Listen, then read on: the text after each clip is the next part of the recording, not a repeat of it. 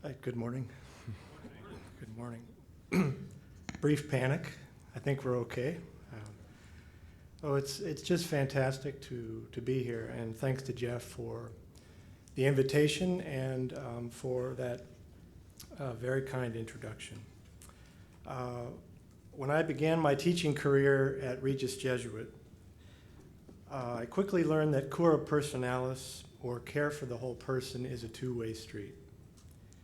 Our students walk into the classroom as whole persons, each of them with experiences and life stories that we can hardly imagine, and so do we. And I learned very quickly that nobody can see more quickly through an inexperienced teacher or disciplinary lightweight than 17-year-old juniors. Nobody can undress the intellectual imposter or pedagogical bullshitter just out of graduate school and a little bit too full of himself more efficiently than 16-year-old sophomores. Thankfully, I taught freshmen, so I got away with a lot of bullshitting for a long time, for a while at least, until I began to just learn how to feel comfortable in my own skin in the classroom and to bring my whole self into the classroom. So I come before you as a whole person, and I'm just delighted to be invited to share a little bit of my life story, some of my experiences in the classroom, and hope that, number one, it affirms what you're already doing very well, but also, as Jeff said, perhaps stimulates your thought and challenges you a little bit to look at the big picture. You know, it was really my students and my colleagues who gave me the freedom to live in my own skin, to occupy my own skin in the classroom. Eventually, I learned that my students were interested not just in the material when they were occasionally interested in the material I tried to teach them, nor did they only see me as an authority figure who would evaluate them and give them grades. In fact, most of my students I came to find were genuinely interested in me as a person who had a life story outside the classroom. You know, who is this person who shows up every day and takes so much grief from us to teach the subject of theology? A question I asked myself a lot in my first year especially. And some 20 years later, now in the undergrad and graduate classroom, I'm still figuring it out. But I can say that I'm enormously grateful to be teaching in the orbit of Ignatian spirituality, which not only encourages us, but insists that we bring our whole self and all of our life experiences into what we do, trying to build something like the kingdom of God in our little corner of the universe. And one of those elements that makes me the whole person that I am is my experience as a father. And so I want to begin by sharing some memories that go back some 20 years, when our oldest son, Isaiah, was a toddler. And this was after I taught at Regis Jesuit for 5 years. When our son was born, I took some time off to be a stay-at-home dad. And these were truly two of the happiest years of my life. Most of our days together began with breakfast, and then we would take a long, meandering walk around our neighborhood, stopping whenever we met something of interest. A slug wending its path across the sidewalk, a neighbor planting flowers next to her driveway out by the street, you know, a pile of pebbles that he would inevitably want to stop and start throwing into the street. About an hour or so later, after our walk, we'd end up back at our yard, and I'd put him into a swing in his favorite swing in the front yard, hanging from a flowering dogwood tree, a simple, very fabric mesh swing.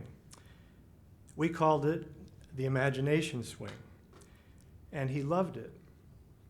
Leaning back into the seat with his eyes shut, as I drew the seat back and then let go, feeling the breeze and sunlight on his face, back and forth he'd go, me pushing while weaving some tall tale about a superhero adventurer boy named Isaiah, flying through the clouds, over lakes and valleys to some unknown destination far away on the other side of the planet. Now, the journey in between, made up on the spot by me, of course, was full of all kinds of strange twists and turns, which Isaiah accepted entirely and without qualification. It was, after all, the imagination swing. Anything and everything was possible. As the months went by, something changed. As his capacity for language developed, he would suddenly interrupt my stories and interject his own scenarios. A whale leaping out of the sea as he flew over, catching him between fins on its back and plunging him down into the deep waters for an aquatic conference with the mer people underneath the waves. All of this with his eyes shut, his fiery red hair tossed about in the breeze, a beaming expression on his face. The sheer vividness of his inner world blossoming before my eyes was amazing to me. And even more, the ease with which he was able to cross the gap in his mind's eye between what is and what is possible. What is the empirical world of experience and the senses right in front of him, and what is possible? A world shimmering just behind the veil, the realm of the unknown, the hidden, the mysterious. In these years at home with Isaiah, one memory stands out in particular. September 11th, 2001. It was a beautiful day in Denver, beautiful fall day, and after an unsettling phone call from my wife about events that were unfolding in New York City, I was fixed on the television set in the bedroom, all the while trying to keep Isaiah occupied in another room. I couldn't fathom the scene before my eyes. Much less could I allow the images to burn their way into his imagination, his precious imagination.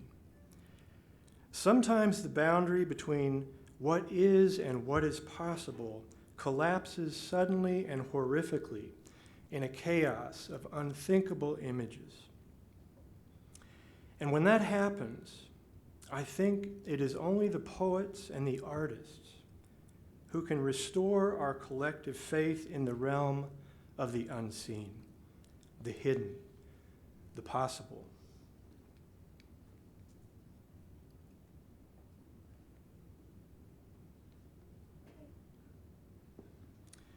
So I'm thinking here of Bruce Springsteen's extraordinary post-9/11 album. I'm sure some of you know this music, called The Rising, where Springsteen dares to narrate from the perspective of a fighter ascending one of the towers, some glimpse of a world beyond the veil of chaos and violence and a smoke-filled empty sky.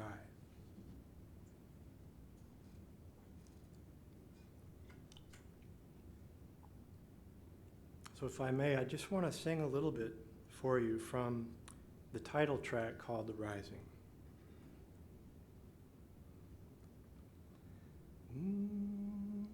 I see Mary in the garden of 1,000 sighs. There's holy pictures of our children dancing in a sky filled with light. Sky of blackness and sorrow, sky of love, sky of tears, sky of glory and sadness, sky of mercy, sky of fear. Come on up for the rising. Come on up, lay your hands in mine. Come on up for the rising. Come on up for the rising tonight.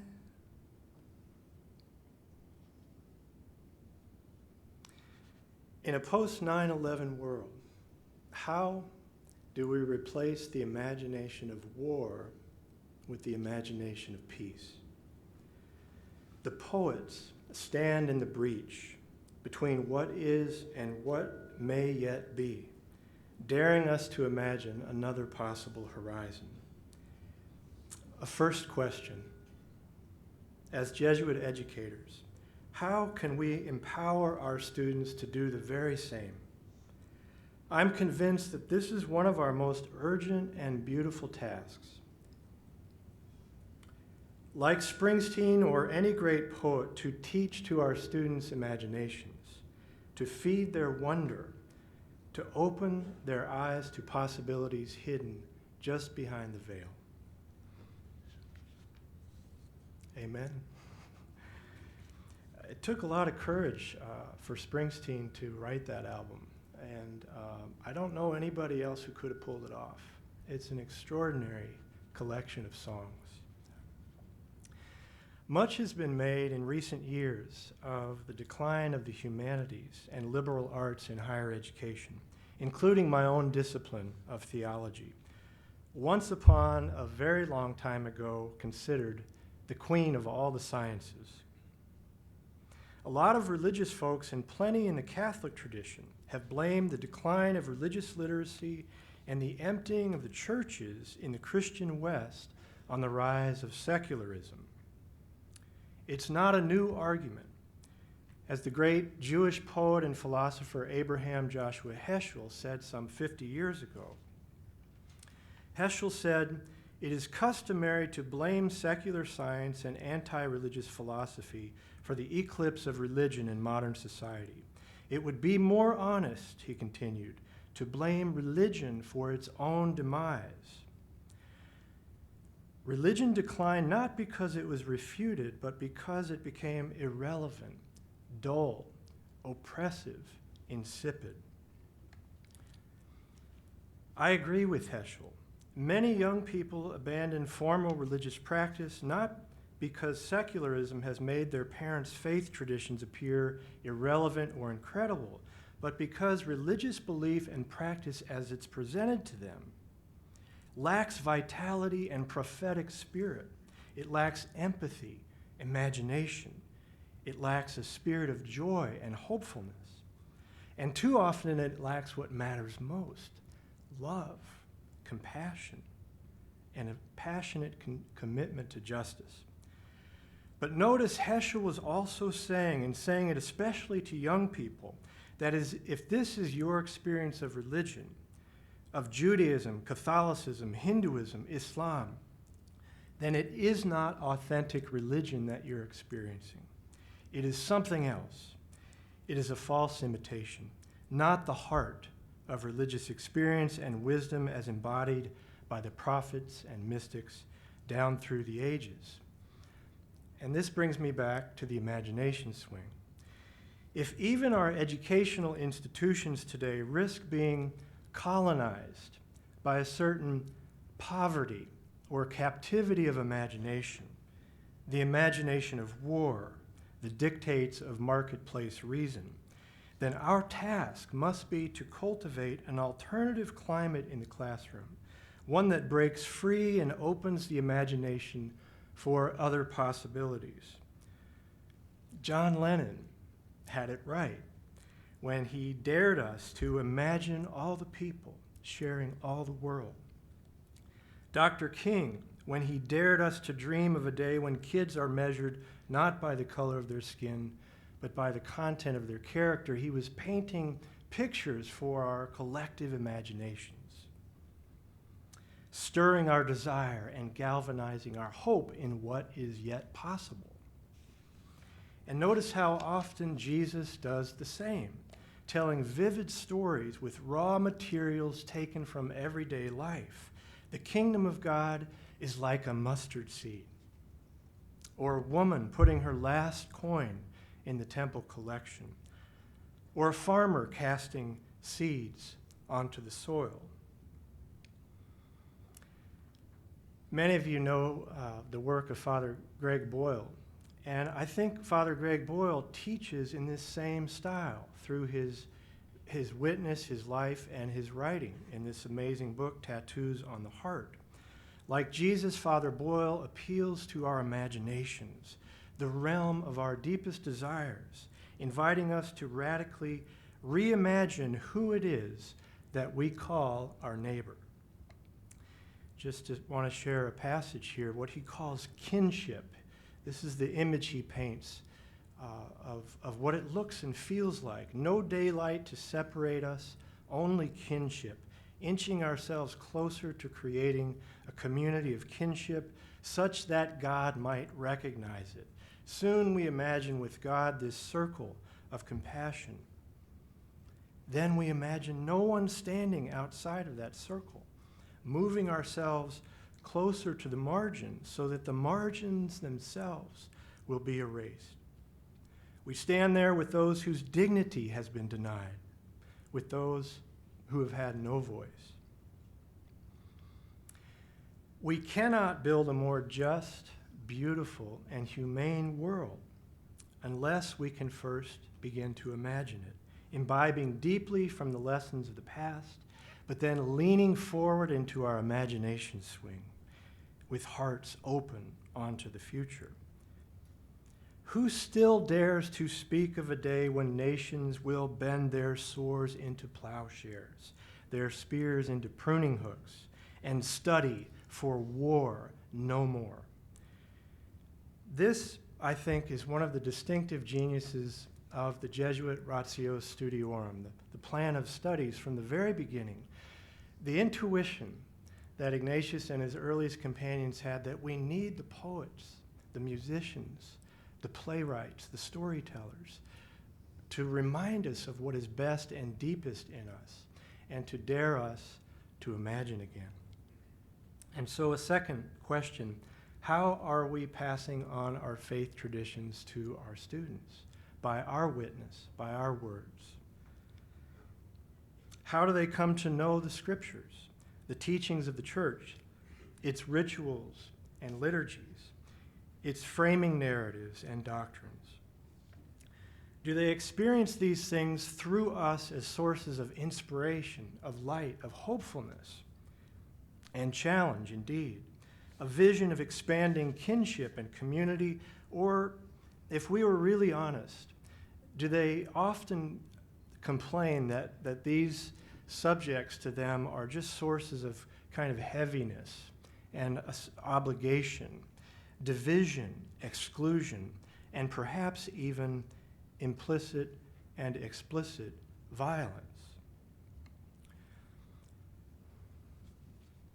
We don't have to look very far. Our students don't have to look very far to see a world in which the imagination of war and scapegoating violence seems to hold sway over everything.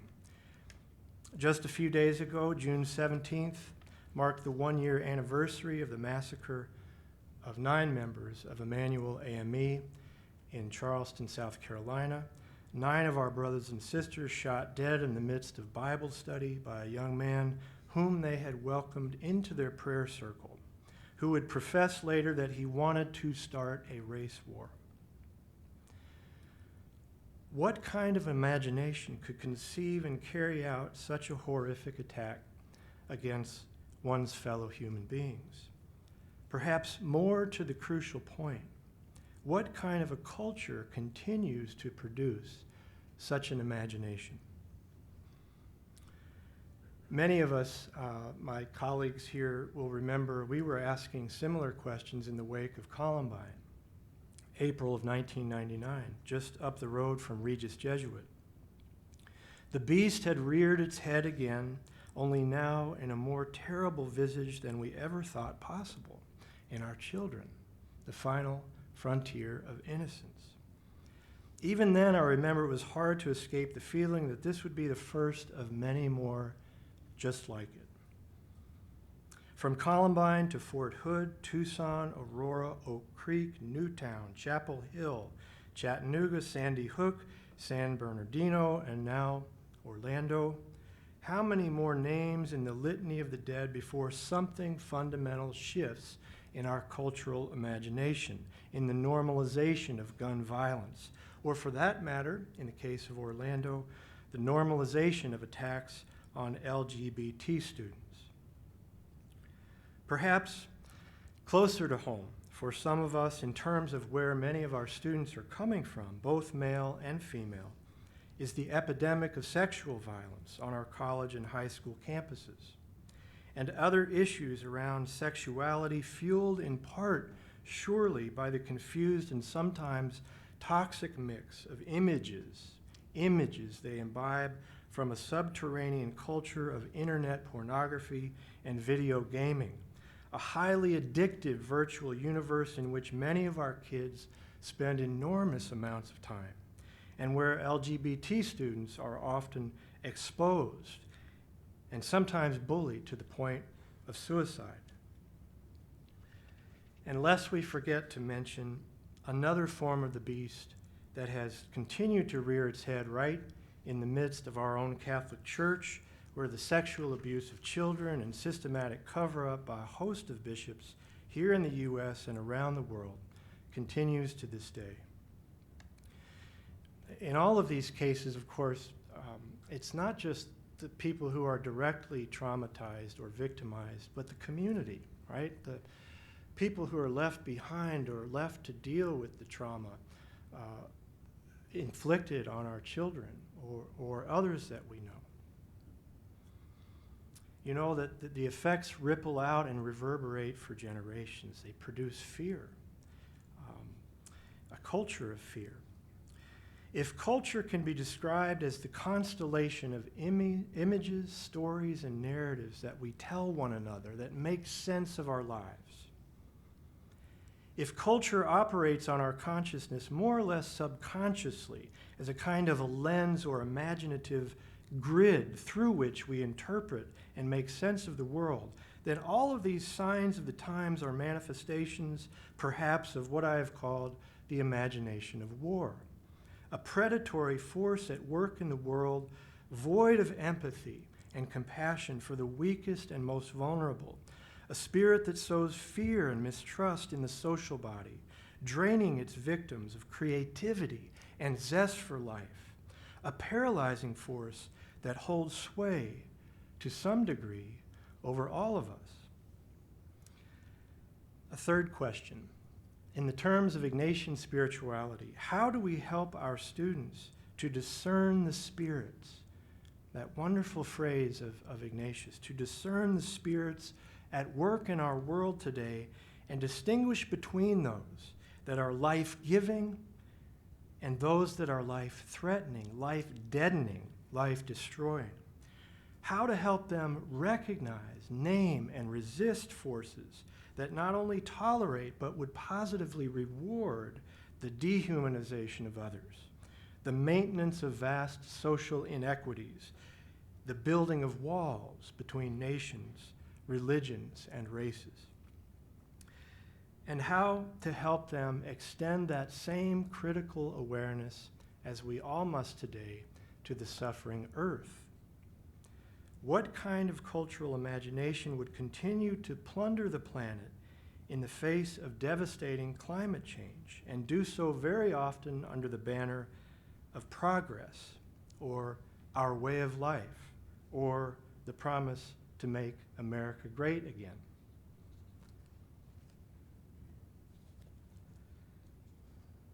Sorry, I had to throw that in there. Forgive me.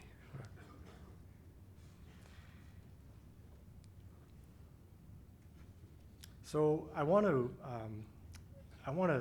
pull back the lens now a little bit and take a more explicitly Ignatian view with the help of two extraordinary witnesses to hopefulness and to faith in our times.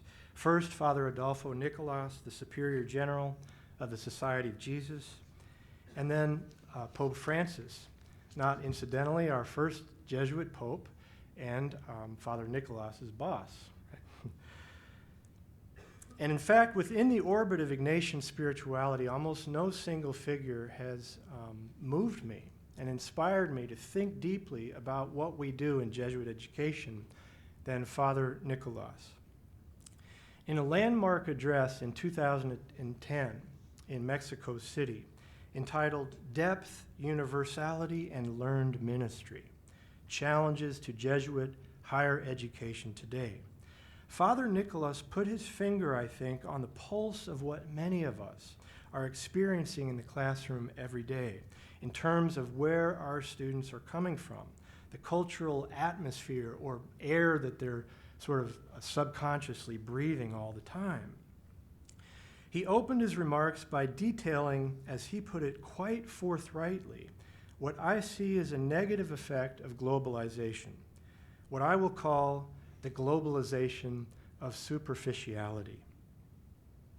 He goes on to describe the globalization of superficiality as a pattern of habits and processes, many of them driven by new technologies, which are now shaping the interior worlds of so many, especially the young people we are educating, limiting the fullness of their flourishing as human persons and limiting their responses to a world in need of healing intellectually, morally, and spiritually.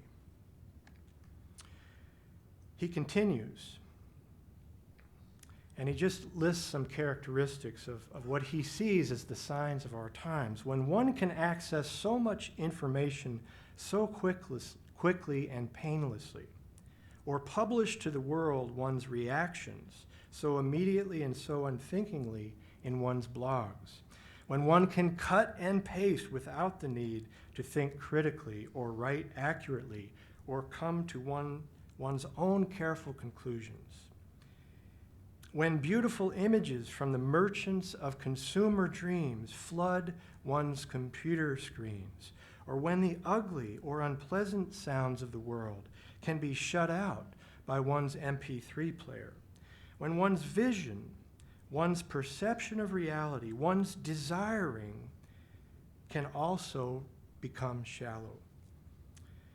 When one can become friends so quickly and so painlessly with mere acquaintances or total strangers, or so easily unfriend another without the hard work of encounter, then relationships can also become superficial.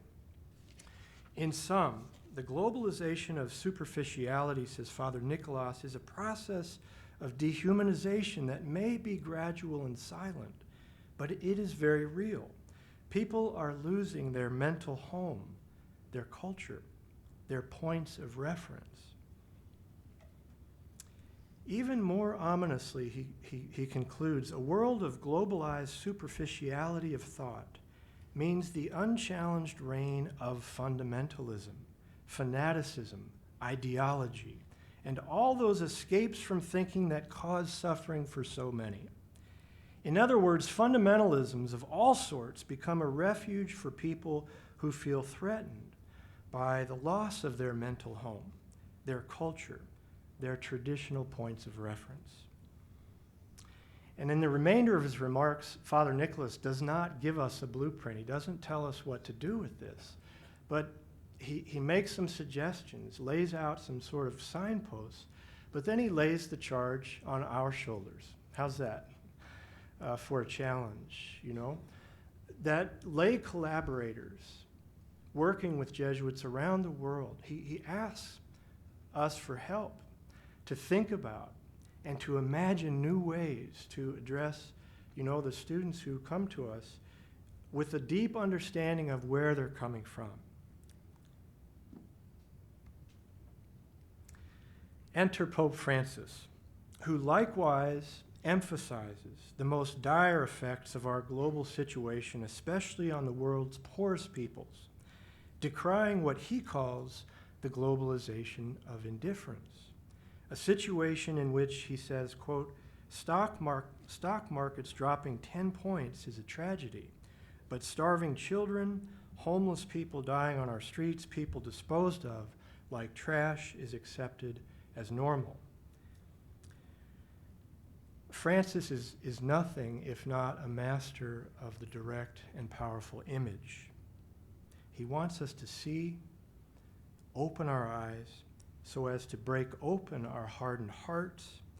And this, I think, also cuts to the heart of what Father Nicholas is challenging us with.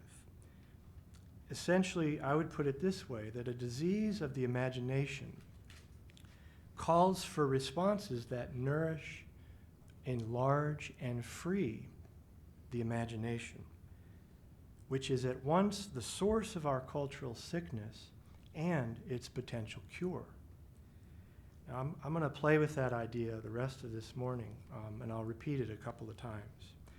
It's not that we don't see the suffering, right? All of us are bombarded with images and images of suffering all the time, right in the palm of our hands and on our computer screens.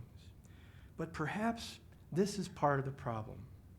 We have become habituated to ways of seeing that hold our hearts, our wills, our minds at a safe distance.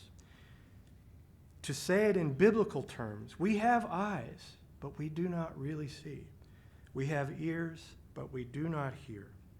And because we see, but do not really see beneath the surface, our hearts have become hardened like stone.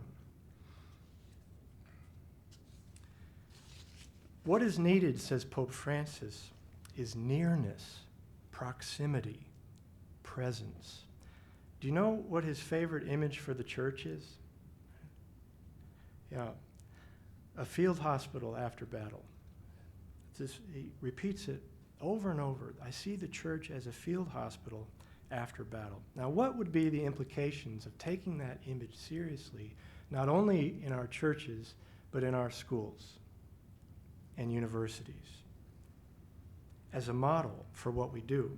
Francis is asking us to draw nearer to those who suffer, and indeed those we may fear, and not to hide behind our computer screens, our ideologies, our theoretical systems, our habitual practices. Well, this is the way we've always done things here, right? We don't need a primer on Christian love, says Pope Francis. We already know what it looks like. Now it's time to take it out into the streets where life is unbelievably beautiful, concrete, and very, very messy. Again, Father Nicolas in Mexico City, and I want to share a longer passage with you because I think it's so important. It cuts right to the heart of what I want to share today. Father Nicolas says, the Ignatian imagination involves a profound engagement with what is real and a refusal to let go until one gets beneath the surface. The starting point, then, will always be what is real, what is materially, concretely thought to be there. The world as we encounter it, the world of the senses, so vividly described in the Gospels, a world of suffering and need, a broken world with many broken people in need of healing. We start there. We don't run away from there. And then Ignatius guides us and students of Jesuit education to enter into the depths of that reality. Beyond what can be perceived most immediately, Ignatius invites us to see the hidden presence and action of God in what is seen, touched, smelt, felt. And that encounter with what is deepest changes the person. And so a fourth question. What steps can we take to better encounter the concrete realities of our neighborhoods and our cities, and do so through a heart of love, through the eyes of the heart in Ignatian terms? And how can we help our students to do the same? If I may just offer an example that some in the room, my colleagues back at Regis Jesuit, will recognize. For much of my career, I've had my feet in two very different worlds. The world of privileged and predominantly white Jesuit education, and the world of black Catholic worship. And it would be hard to overstate the cultural gap between these two worlds as I've experienced them. One of the most moving cross-cultural experiences I can remember was an Advent prayer service conceived and organized by our students at Regis Jesuit, located in Aurora, Colorado, a largely white, wealthy suburban community, and organized and conceived by the youth choir of St. Ignatius of Loyola, a Jesuit Catholic church in northeast urban Denver, mostly black, lower income, inner city parish where I played piano for a number of years. For the all-male white students of Regis Jesuit, traveling some 30 minutes into the inner city environs of St. Ignatius was akin to visiting a third world country.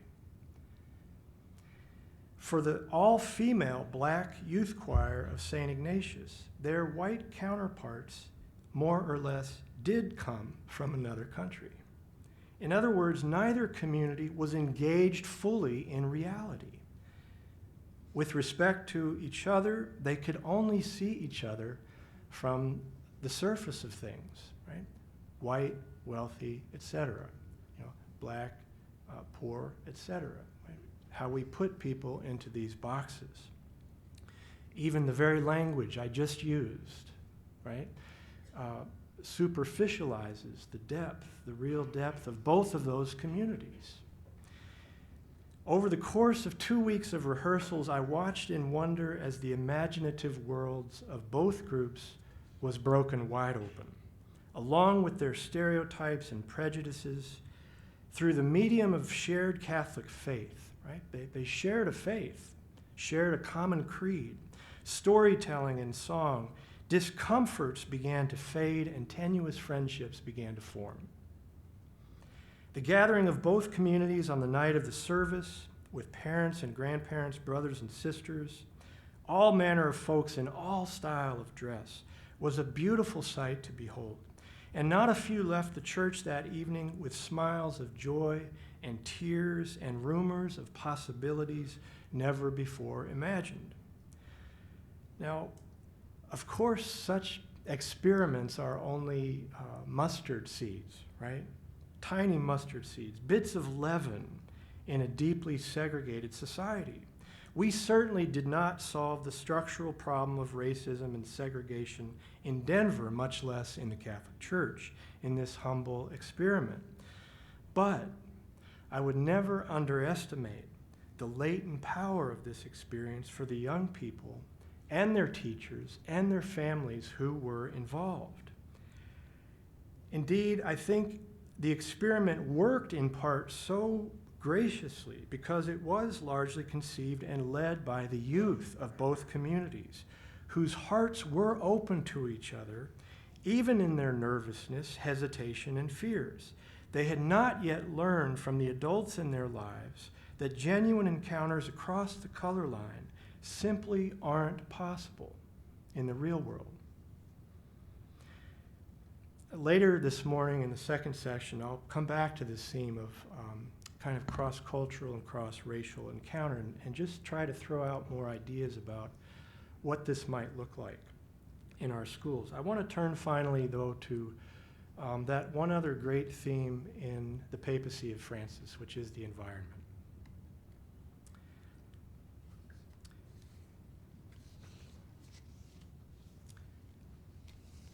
Last week marked the one-year anniversary of Laudato Si', Pope Francis's remarkable encyclical on the environment. I remember vividly the morning it was released. It was June 18th. It happened to be the morning after the Charleston massacre. It was a surreal couple of days, those few days.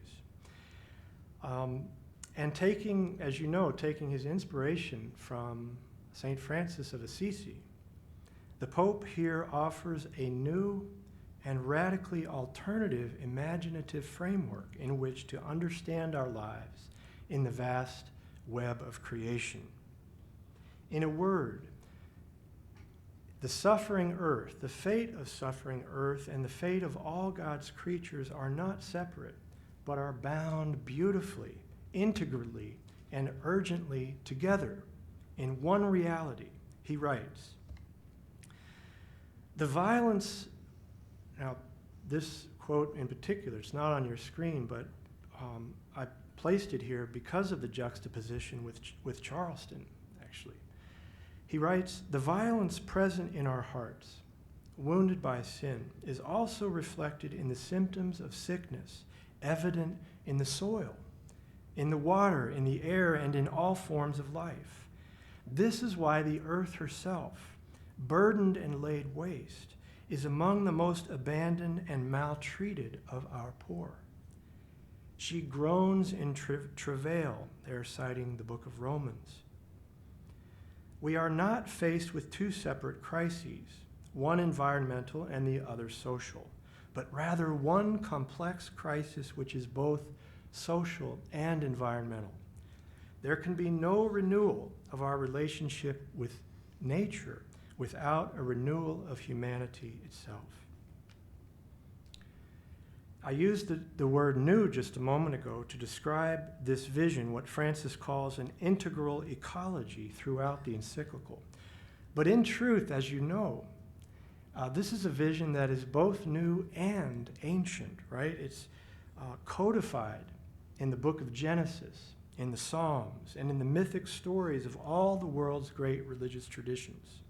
It resounds in the parables of Jesus, so laden with natural imagery, in Native American and indigenous spiritualities around the world, in mystics like Julian of Norwich and Thomas Merton, and indeed in the fourth week of the spiritual exercises, where Ignatius invites us to behold God's love poured out in all things of creation.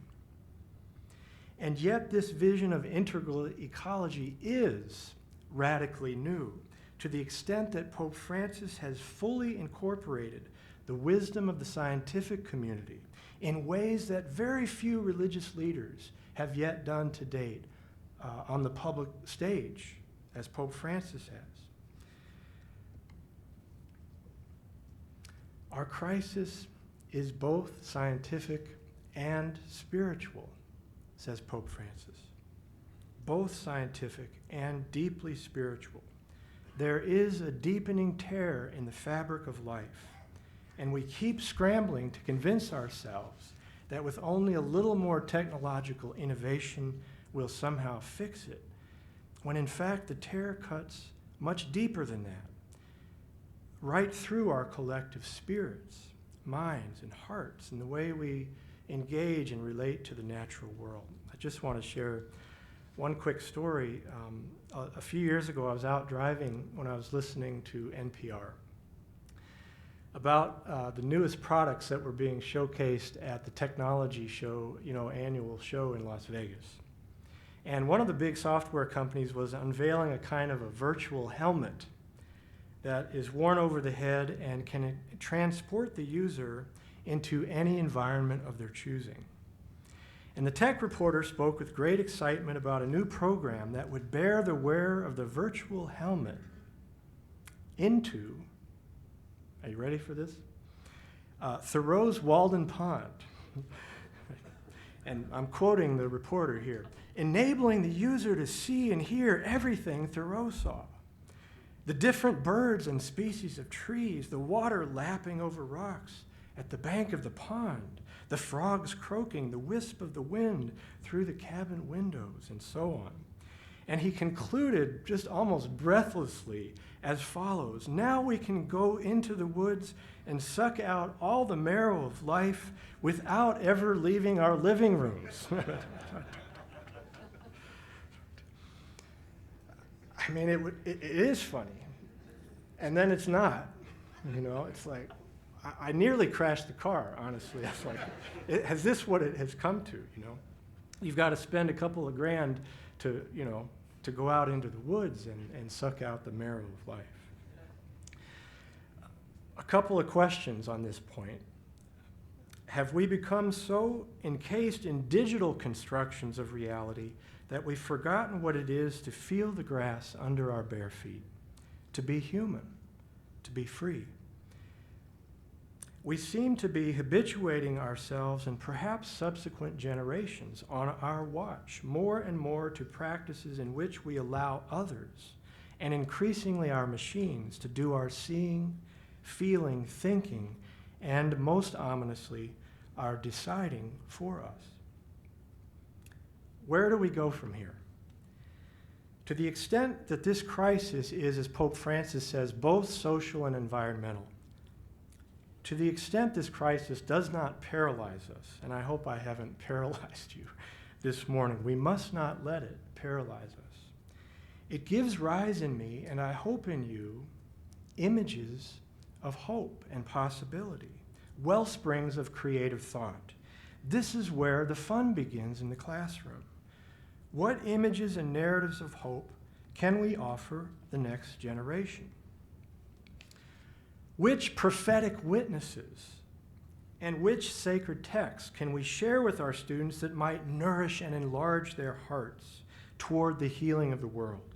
What rituals and spiritual practices might we experiment with that will not diminish or deaden their sense of wonder and childlike love of creation, but build, intensify, and expand on that love that all kids feel for the natural world? I really meant what I said. This is where the fun begins. The joy of teaching, the play of reasoning and imagining together and with our students as co-learners and co-pilgrims on the journey. So I conclude with, I want to just invoke the memory of one more Jesuit, and then with return to my son Isaiah. So over the years, a great friend to me and a kind of mentor through his work and then eventually through conversations is a Jesuit named Father Michael Paul Gallagher, who taught for many years in Rome. And he just died last year after several bouts with cancer. He was a beloved teacher for over 20 years at the Gregorian University in Rome. And his vision, like Father Nicholas, extends way beyond the classroom to ask these big questions about the spaces we inhabit for much of our lives. And he writes this: "We've been stuck for so long in a kind of narrow rationality. We fight over ideas, but forget that really most of our life is made out of the images we live from. Many people would say that we're caught in a kind of cultural desolation, as it were, paralyzed in small spaces." He goes on, "I sometimes think that an airport is the most desolate place in the world. At least I find it hard to pray there. It's pragmatic, everybody's worried about security and duty-free and rushing about. It's not a very spiritual space. And it induces in me a disposition where wonder is not possible." And he ends with this question: how do we get out of the small spaces toward that disposition where we can wonder, really wonder, and wonder together? If Pedro Rupe, in his famous Men and Women for Others speech, asked us to consider whether we have adequately understood and taught in our schools the link between faith and justice, contemporary Jesuits of our time, Pope Francis, Father Nicholas, and Michael Paul Gallagher, are pressing an arguably deeper and even more unsettling question. Have we so severed ourselves from nature, from the silent and wilderness places where God resides? Have we so accommodated ourselves to habits and practices that dehumanize ourselves and others that words like justice and faith and community and God and the common good no longer really have any purchase on our cultural imagination? Increasingly, it seems the world we have built is a place where wonder is not possible. Now, test me on that, fire back in our discussion period. I'd love to hear your thoughts on this. But I want to ask the question in the terms that Father Gallagher asks us. Must we continue to inhabit such small spaces? From an Ignatian perspective, the answer is emphatically no. And yet we must be quite clear about what we are up against.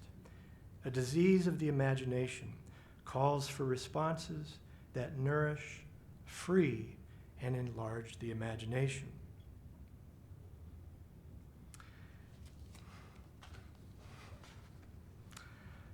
So my son Isaiah, now unbelievably, is 18. and he's about to embark for college. At 2 years old, what he knew about the world was almost literally nothing. But what he had, what he knew in his whole being without yet knowing it rationally, was the wonder of a child, the disposition of a poet, the attentive eye of the artist. We would do very well to work with the gifts right in front of us, the gifts that our students are and that they have. The gift that they are in their whole being, though they may not yet know it. If we have prepared them well, they will begin to write their own stories, dreaming things that their parents and teachers never could have dreamed, and leaving behind old patterns of thought and worn-out ways of relating to the planet. We must trust them and trust God enough to let them. Thank you.